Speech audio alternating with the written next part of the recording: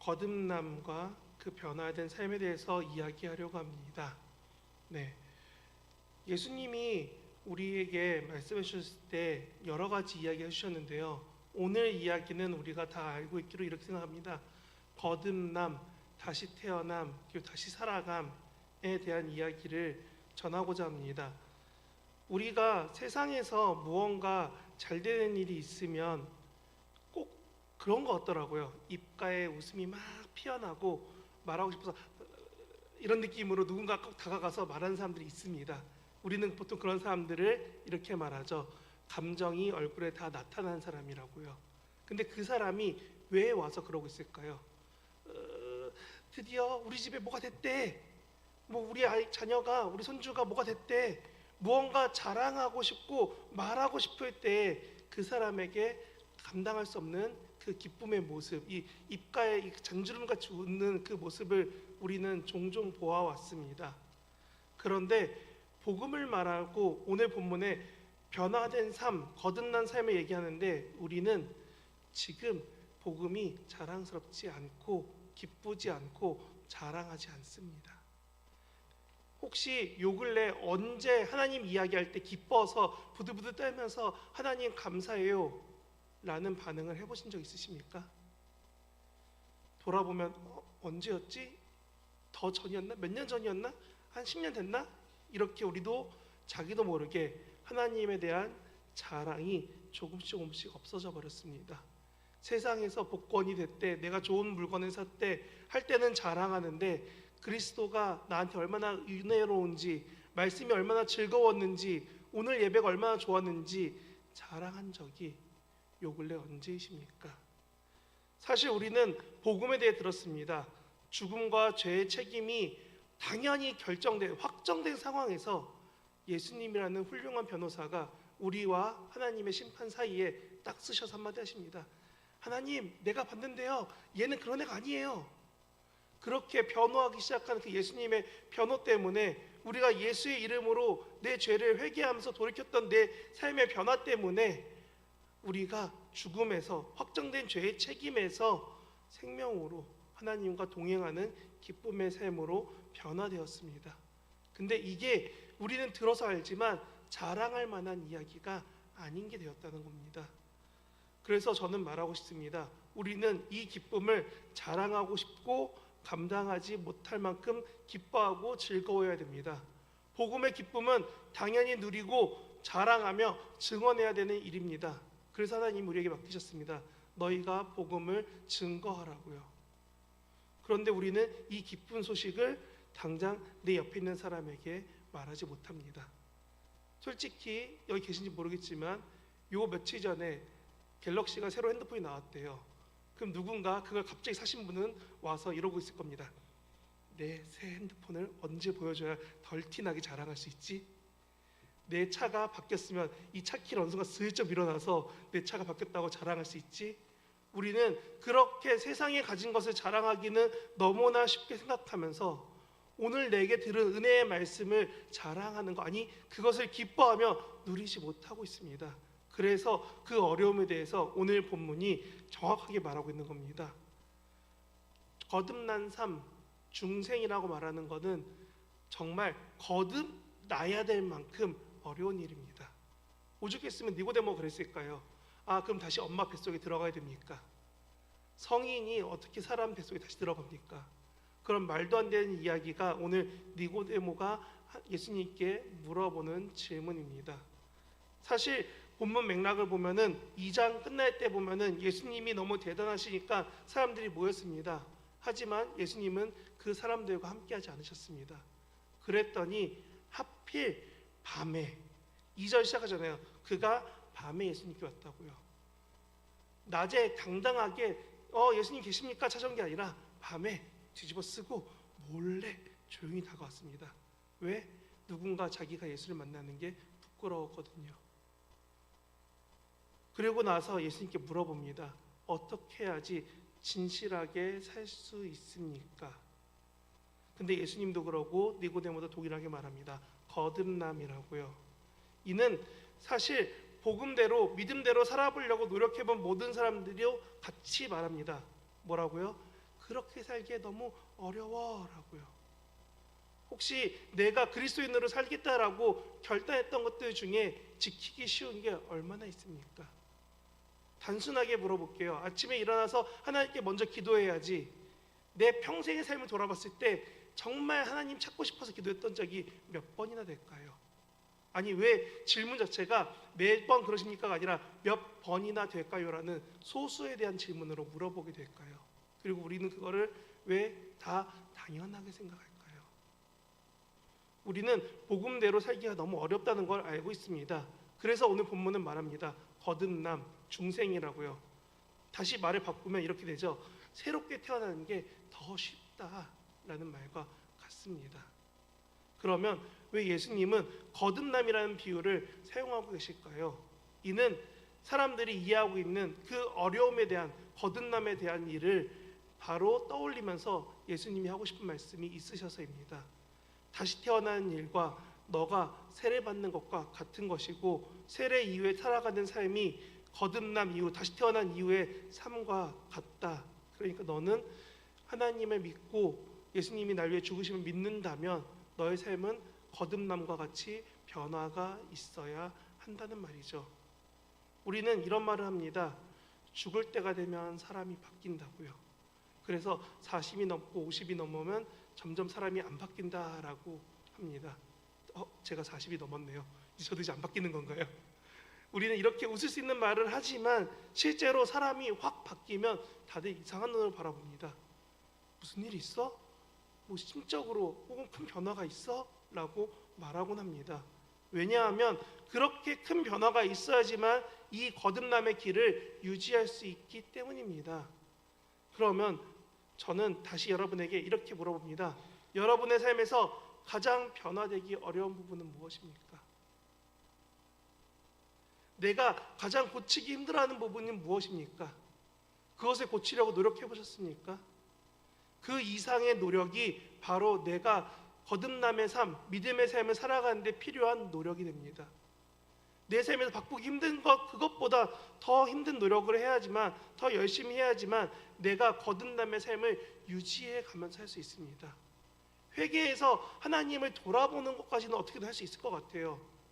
내 삶이 죄에서, 세상의 방식에서 하나님을 보려고 시도는 할 수 있습니다. 근데 시도한 후에 그 길을 걸어가는 건 또 다른 일입니다. 그래서 거듭남이 어려운 것입니다. 내가 하던 습관, 내가 하던 삶, 내가 하던 모든 선택에서 벗어나서 다시 하나님께 조금씩 가야 되기 때문에, 내 삶의 습관을 고쳐야 되기 때문에, 아니 고치는 게 아니라 변화시켜야 되기 때문에 거듭남은 어렵고 힘든 시간입니다. 그래서 우리는 이렇게 교육받아 왔습니다. 거듭남은 아무나 하는 게 아니야. 그냥 믿기만 해도 돼. 그것만 되게 대단한 거야. 라고 들어왔죠. 그래서 우리는 이런 말에 위로받습니다. 바울도 갈라디아서에 이렇게 말하더라. 그도 매일 십자가에 죽는다라고. 야, 오죽 못 살겠으면 매일 십자가 앞에 회개기도 해야지 조금씩 살 수 있겠냐. 유명한 성경책을 쓴 바울도 그렇게 말을 해. 그러니까 우리가 이 길을 못 가는 건 당연한 거야. 맞습니다. 당연합니다. 그런데 오늘 본문 8절에 이렇게 말하죠. 성령으로 난 사람도 어떻게 되는지 알 수 없다라고요. 우리가 이 거듭남의 삶을 내 뜻으로 살려고 하면은 분명히 힘들고 어려운 삶입니다. 그런데 성령님과 함께 하면은 어느 순간 내가 그 길을 가고 있는 결과만 확인하게 됩니다. 왜 그런지 한 번 더 말씀 몇 군데 보면서 생각해 보려고 합니다. 제가 방금 말씀드렸던 갈라디아서 2장 20절 내가 매일 십자가에 죽는다라고 말하는 바울과 다르게, 바울은 갈라디아서 5장에 이렇게 말하고 있습니다. 5장 16절 17절 한번 보여주시겠어요? 네, 감사합니다. 내가 이르노니 너희는 성령을 따라 행하라. 그리하면 육체의 욕심을 이루지 아니하리라. 육체의 소욕은 성령을 거스르고 성령은 육체를 거스르나니 이 둘이 서로 대적하므로 너희가 원하는 것을 하지 못하게 하려 함이니라. 아멘. 마지막 지금 띄워주세요. 한 번만 띄워주세요. 마지막 줄에 이렇게 써있죠. 너희가 원하는 것, 뭐죠? 성령님을 따라 사는 것을 하지 못하게 막고 있습니다. 뭐가요? 육체의 일, 육체의 욕심이요. 갈라디아서 5장을 피시면은 5장 16절 위에 이렇게 써 있습니다. 육체의 일과 성령의 열매라고 쓰여 있습니다. 그러면서 5장 16절부터 26절이 쭉 내용이 이어지고 있습니다. 그래서 그 중간에 보면은 교육부 사셨던 많은 분들 외우시겠지만 5장 22, 23절이 있습니다. 우리는 보통 이것을 성령의 9가지 열매라고 외웁니다. 사랑과 희락과 화평과 오래 참음과 자비와 양성과 충성과 온유와 절제이니 이와 같은 것을 금지할 법이 없느니라 라고 들어왔고, 뭔가 한번 이거 다는 못 외워도 뭔가 들어본 것 같아요. 아, 성령의 열매가 이런 거구나 알고 있어요. 그런데 이 22절 앞에 19절부터 21절까지 내용이 뭐냐면 육체가 어떤 일을 하고 있는지에 대해서 말합니다.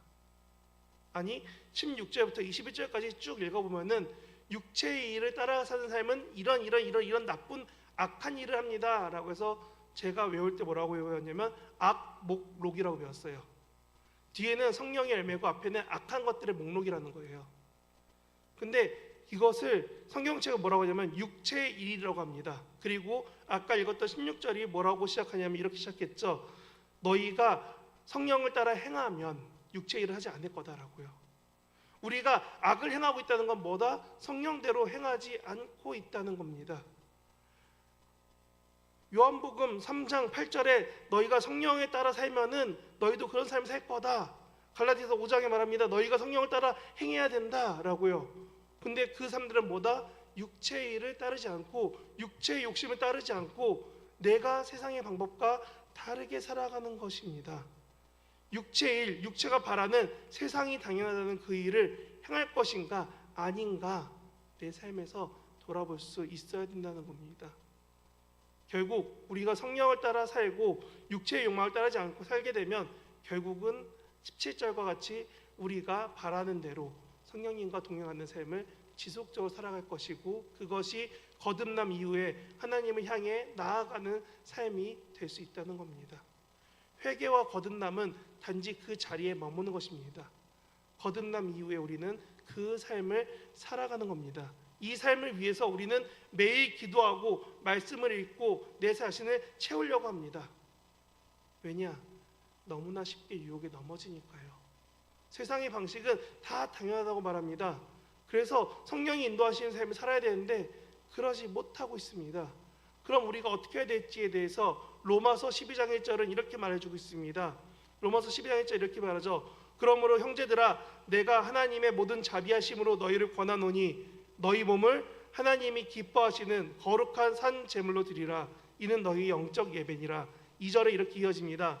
너희는 이 세대를 본받지 말고 오직 마음을 새롭게 함으로 변화를 받아 하나님의 선하시고 기뻐하시고 온전하신 뜻이 무엇인지 분별하도록 하라. 아멘. 로마서에서 말하는 게 뭐냐면 우리가 분별해야 된대요. 무엇을요? 영적인 일이냐 아니 성령을 따르는 일이냐 아니 반대로 육체에 따라서 살아가는 삶이냐. 예수님도 그리하셨고 우리도 하나님이 기뻐하시는 산 제물, 내 자신이 여기서 죽는 것이 아니라 영적으로 하나님 앞에 제사 될 때까지 내가 하나님을 바라보며 내 생명 같은 이 열심을 하나님 앞에 내어놓고 기도하고 찾아가야 된다는 겁니다. 그런 기도함이 있은 다음에 그 다음 2절에 말합니다. 너희는 이 세대 육체의 일을 따르지 말고 본받지 말고 살아가라고요. 그게 바로 세상에서 우리가 맡겨진 거룩입니다. 구별됨입니다. 거듭남은 결국 내 삶이 세상과 달라질 수밖에 없다라고 말하고 있는 겁니다. 그러기 위해서 정말 큰 노력이 필요하다는 겁니다. 이 세대를 본받지 말고 육체의 일을 하지 말고 당연히 세상이 말하는 것이 다 예스라고 할 때 노라고 할 수 있어야 된다는 겁니다. 아니면 세상이 다 아니라고 할 때 나는 할 수 있다라고 말하는 것도 동일한 것입니다. 이것에 대해서 어떻게 말을 할까 고민하고 있을 때 제가 요즘에 봤던 드라마 중 하나가 이런 게 있더라고요. 중증 외상센터라는 데 보면은 누가 봐도 죽을 사람입니다. 근데 와서 의사가 살려내요. 그러면 우리는 다 느끼죠. 우와, 의사가 대단해. 저는 이걸 보면서 오늘 설교를 준비하는데 그런 생각이 들더라고요. 세상이 다른 의사들이 다 아니라고 하는데 혼자 살릴 수 있다라고 하는 사람. 세상 사람들이 다 죽을 거라고 말하는데 아니야, 살 거라고 말할 수 있는 그 사람. 우리가 어쩌면 세상에서 이런 삶을 살아내야 되는 것은 아닐까요? 세상은 내가 내 가족이나 내 지인이나 내 소중한 사람들에게 이렇게 살아나라고 그리스도의 복음을 증거해야 되는데 우리는 그런 자랑 없이 살아가고 있는 현실을 봅니다. 그래서 다시금 여쭤봅니다. 언제 복음이 기쁘고 언제 하나님이 좋으셨습니까? 그 드라마 시리즈가 8편이 다 끝나갈 때 갑자기 주인공이 이런 말을 하더라고요. 24년 전에 죽어가던 사람을 끝까지 살리기 위해 노력하던 그 의사는 어디에 갔습니까? 자기 아버지가 심장이 멈추고 죽어가는 거 뻔히 봤는데 그 위에서 계속 심시세동하고 있던 그 의사는 어디 갔냐라고 주인공이 물어봅니다. 똑같이 이렇게 물어볼 수 있을 것 같습니다.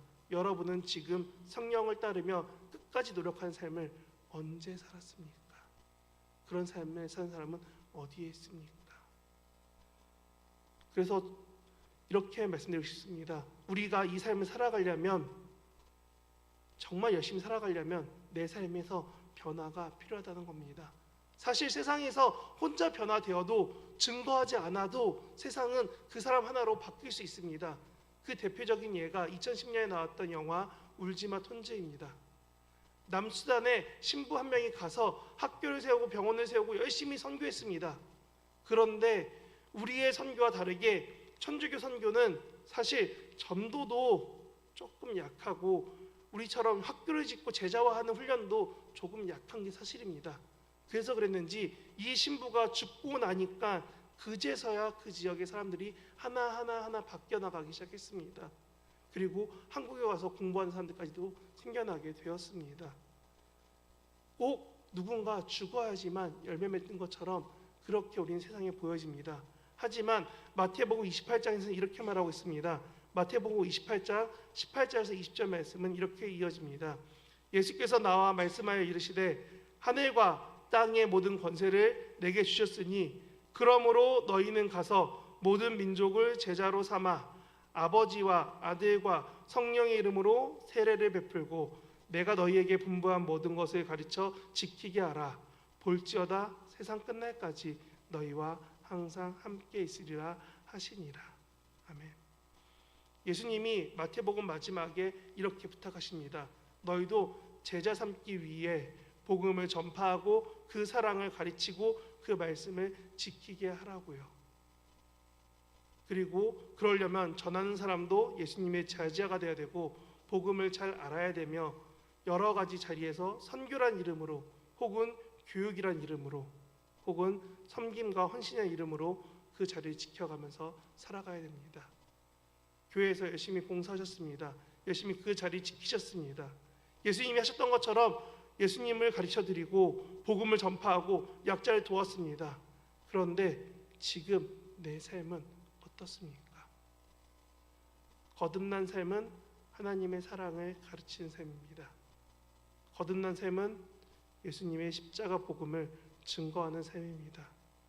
거듭난 삶은 성령과 함께 두려움 없이 담대하게 살아가는 삶입니다.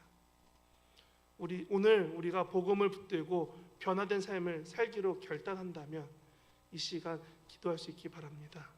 하나님, 내가 내 맡겨진 자리에서 이제는 돌아서서 하나님을 향해 걸어가기 원합니다. 하나님, 세상이 아니라고 할 때 내가 그 길 걷기 원합니다. 세상이 모두가 다 복음 싫다고 할 때 복음을 선택하였으니 하나님, 나의 삶을 붙잡아 주시옵소서. 이렇게 하나님 바라보며 기도하며 나아갈 수 있는 우리 모두 되시길 진심으로 바랍니다.